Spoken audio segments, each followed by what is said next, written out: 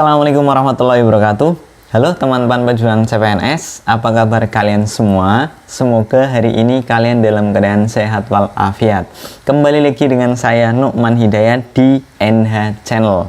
Kali ini saya akan membahas mengenai soal TIU CPNS kaitannya dengan logika posisi atau urutan. Nah, saya membahas soal-soal ini berdasarkan soal yang keluar di simulasi tryout CPNS. Oke, langsung saja kita simak video-videonya. Nanti di sini saya akan membahas mengenai 5 soal yang muncul di simulasi tryout CPNS. Tolong simak, mari kita kupas satu persatu.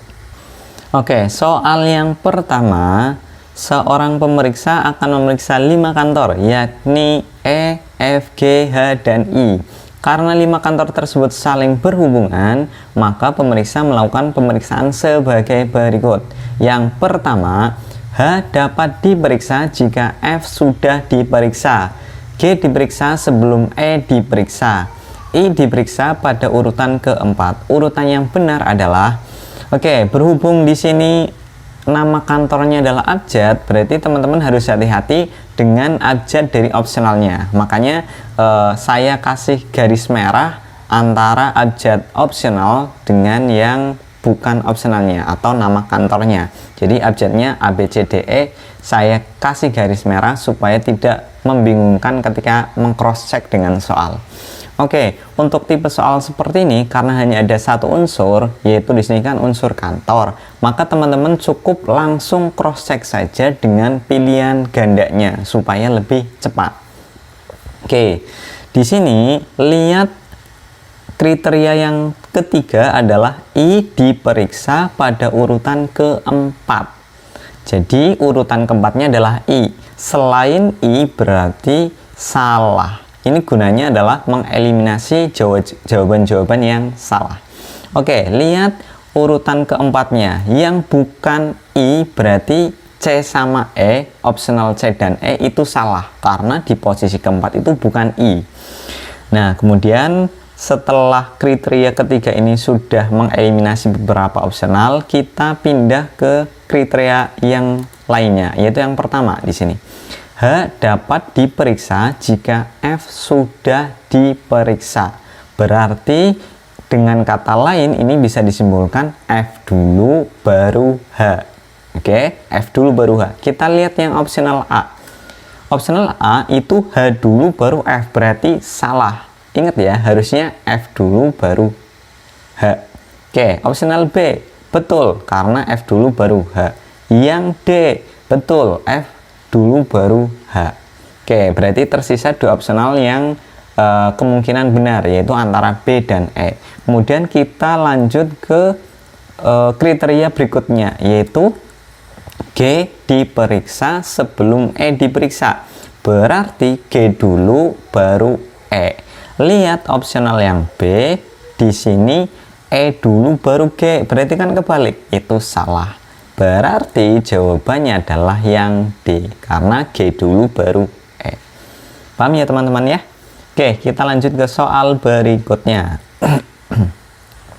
6 calon pegawai Oni, Pade, Komar, Rian, Susi, dan Tati akan diwawancarai sesuai urutan berikut. Yang pertama, kriteria yang pertama, Komar akan diwawancarai pada urutan keempat atau terakhir. Rian akan diwawancarai setelah Oni. Pade akan diwawancari sebelum Komar. Tati akan diwawancarai sebelum Rian. Dari urutan berikut, mana urutan calon pegawai yang diwawancarai yang memenuhi ketentuan? Biasa ya, ini berarti kan hanya ada satu unsur, yaitu calon pegawai. Berarti caranya adalah langsung cross check ke pilihan gandanya. Kita lihat kriteria yang pertama. Komar akan diwawancari pada urutan keempat atau terakhir. Lihat opsionalnya, yang A dan B, Komar berada di urutan keempat. Berarti betul. Yang C, D, dan E, Komar berada di urutan terakhir. Berarti ini juga betul.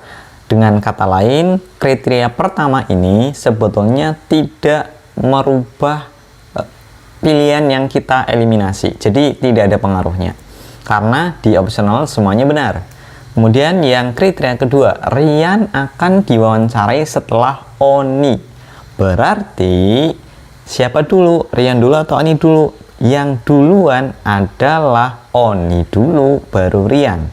Oni baru Rian. Kita lihat optional yang pertama, Oni baru Rian, betul. Yang B sama, Oni dulu baru Rian.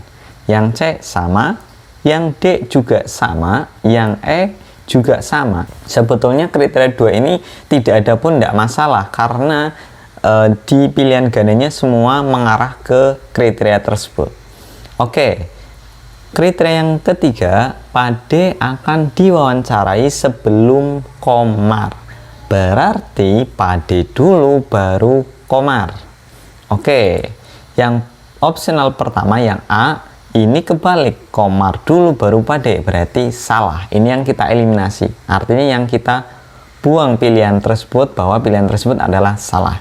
Oke, yang B, Komar dulu baru Pade. Ini juga salah. Harusnya Pade dulu baru Komar.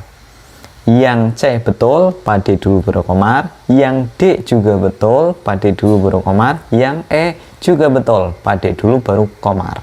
Tersisa pilihan gandanya adalah C, D, dan E. Kemudian lihat kriteria yang terakhir. Tati akan diwawancarai sebelum Rian. Berarti siapa dulu? Tati dulu baru Rian. Lihat yang C ini Rian dulu baru Tati, berarti salah. Yang D betul karena Tati dulu baru Rian. Otomatis yang E salah ya, karena Rian dulu baru Tati. Begitu teman-teman, mudah-mudahan jelas ya. Oke, kita lanjut ke soal berikutnya. Pada suatu ketika ada kasus pencurian di Toserba. Ada 5 orang yang diduga menjadi pelaku pencurian.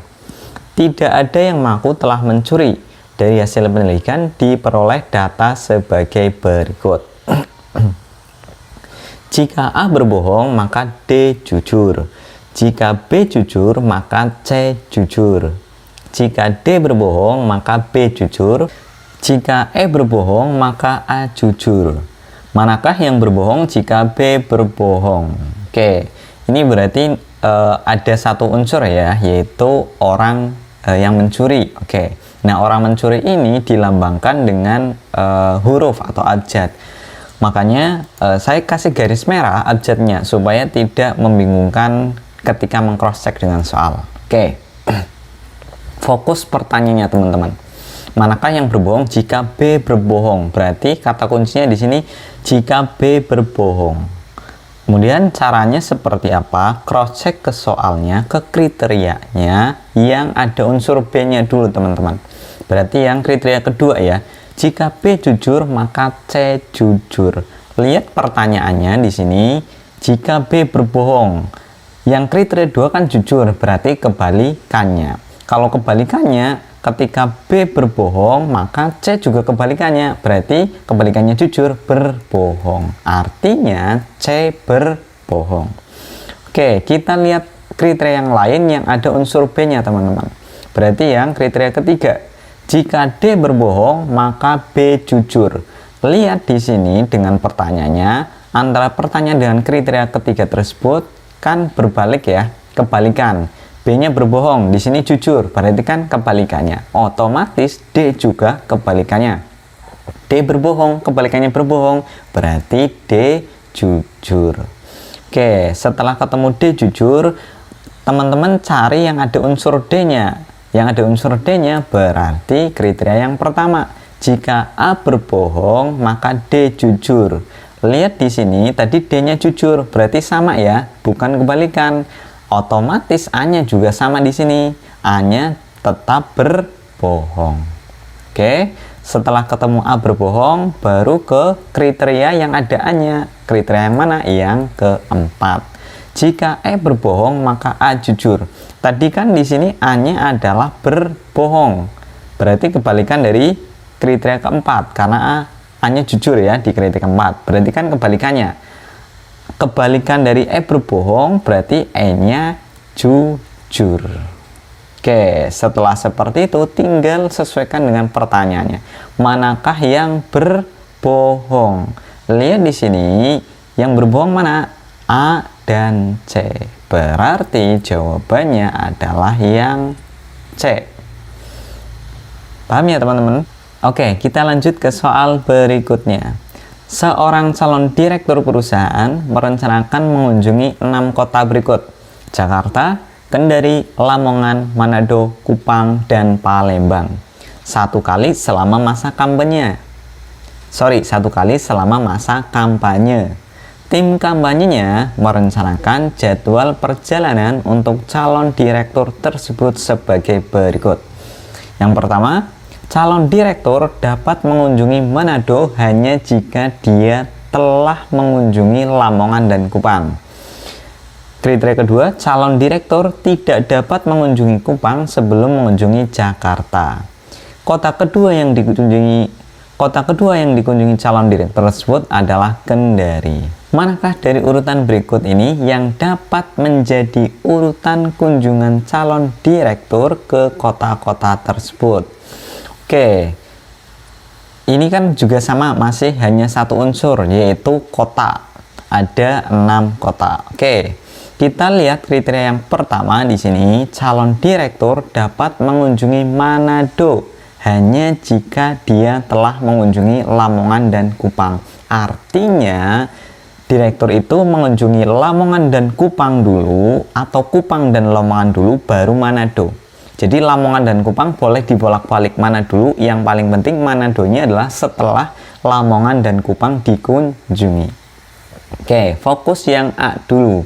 Pilihan ganda yang A atau opsional yang A, Lamongan, Kupang, Manado. Lihat Manadonya setelah Lamongan dan Kupang, berarti betul. Yang B, Kupang, Lamongan, baru Manado. Betul, karena Manadonya setelah Kupang dan Lamongan. Kemudian yang opsional C, salah. Kenapa? Karena Manado dulu, baru Lamongan dan Kupang. Yang opsional D, ini benar, karena Manadonya setelah Lamongan dan Kupang. Yang E, itu salah, karena Manadonya itu dilakukan dulu, baru Kupang dan Lamongan. Oke. Berarti yang kita eliminasi adalah yang opsional C dan E. Oke, berarti tinggal fokus ke A, B, dan D ya teman-teman. Lanjut ke kriteria yang kedua, calon direktur tidak dapat mengunjungi Kupang sebelum mengunjungi Jakarta. Ingat teman-teman, di sini ada kata-kata tidak dapat mengunjungi.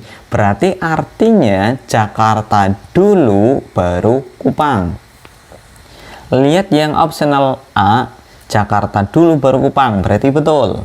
Yang B, betul juga karena Jakarta dulu baru Kupang. Kemudian fokus yang D.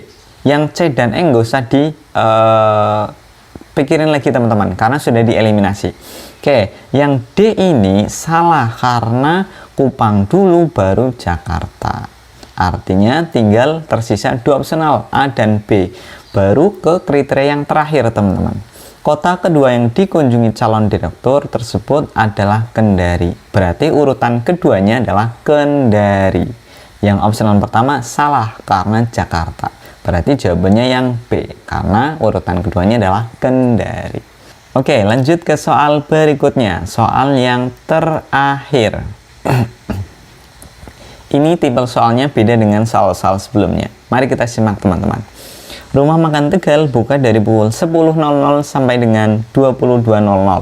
Rumah Makan Tegal memperlakukan diskon yang berbeda pada pukul 10.00 sampai 13.00, 13.00 sampai 16.00, 16.00 sampai 19.00, dan 19.00 sampai 22.00. Diskon juga berlaku berbeda pada periode Senin sampai dengan Rabu, Kamis sampai dengan Sabtu, dan Minggu.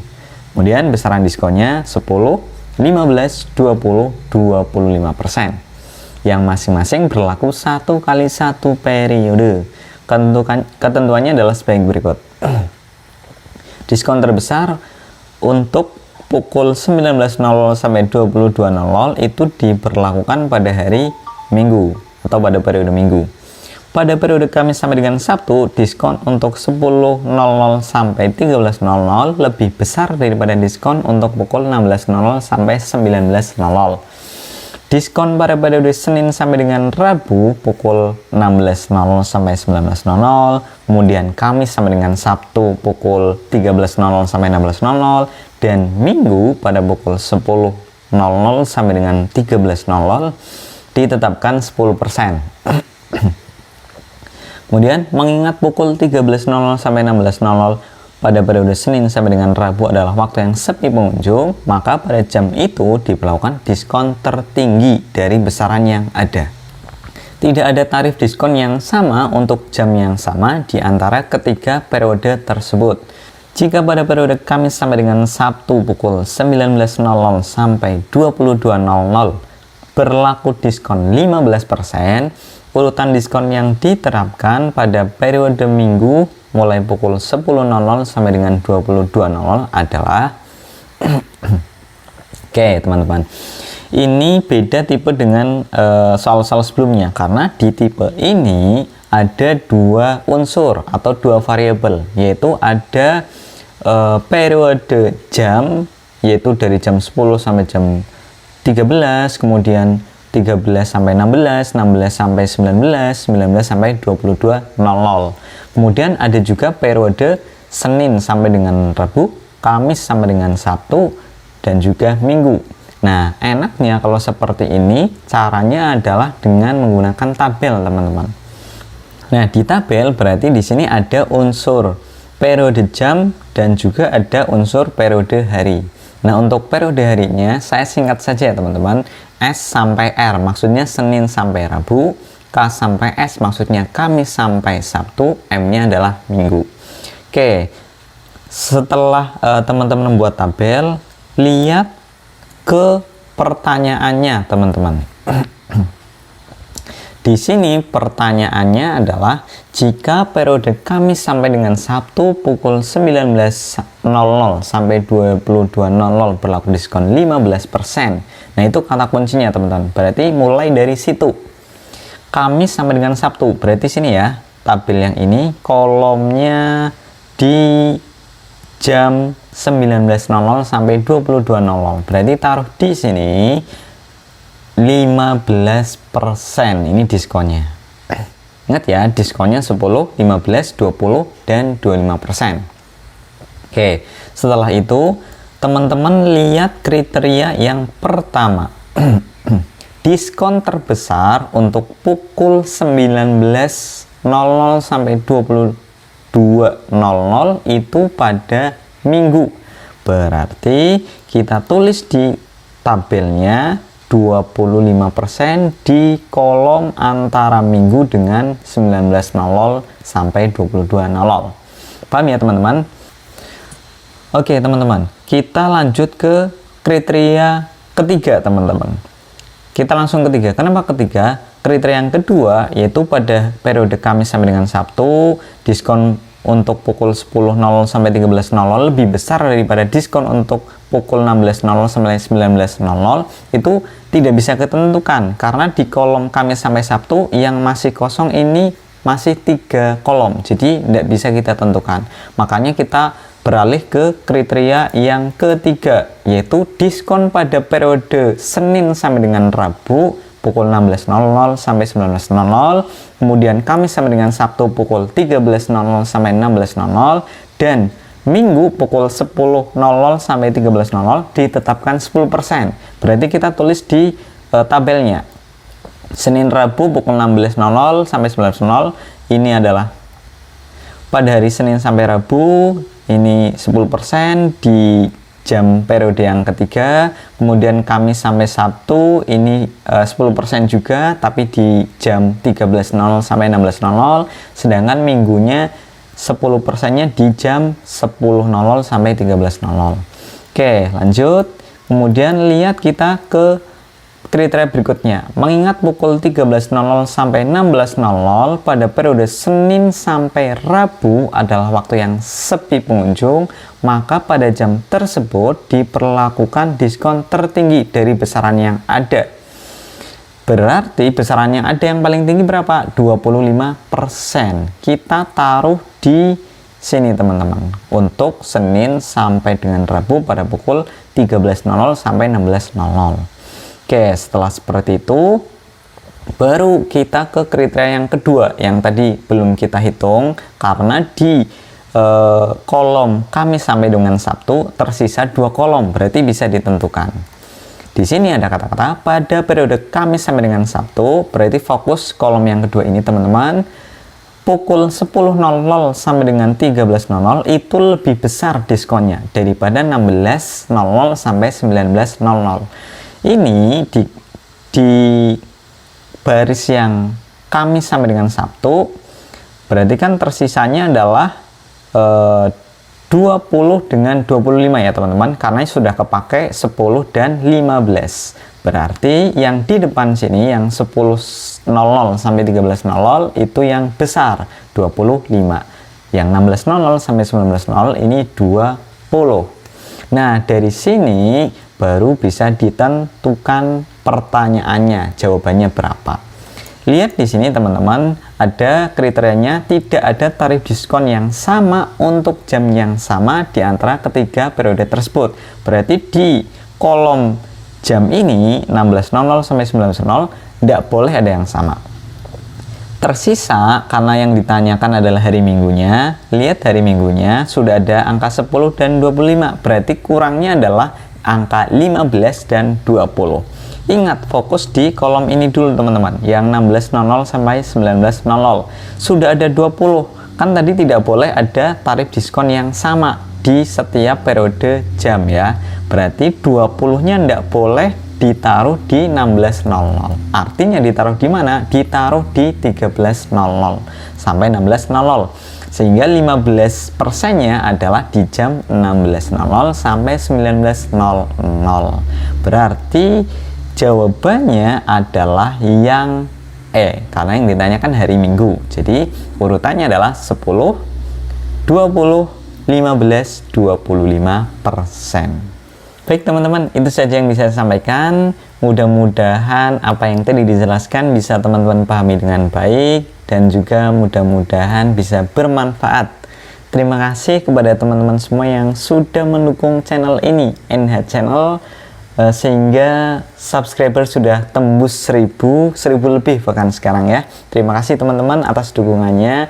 Mohon dukung terus NH Channel, dan juga minta tolong share ke teman-teman terdekat kalian supaya lebih banyak lagi yang bisa mengambil manfaat dari video ini.